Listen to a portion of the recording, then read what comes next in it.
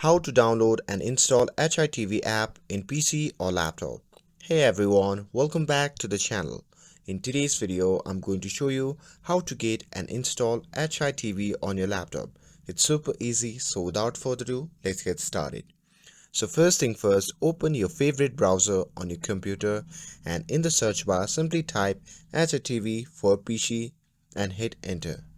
Now from here simply scroll down to the search result and don't click on the first one. Now you can download it from the BlueStacks if you like, but I'm going to choose the third option here.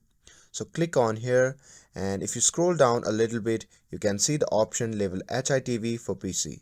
So click on that and the download will start automatically. And once it's downloaded you can click on the file to start the installation process, and after that just follow the prompts to install it to your computer. And after installing you can simply sign in with your account, and after that you are all set to enjoy HTV on your laptop or PC. And that's it. That's how you can install HTV on your PC or laptop. With this, if you found this video helpful, then don't forget to like, share and subscribe to get updated for more videos. Thanks for watching and I'll see you in the next video.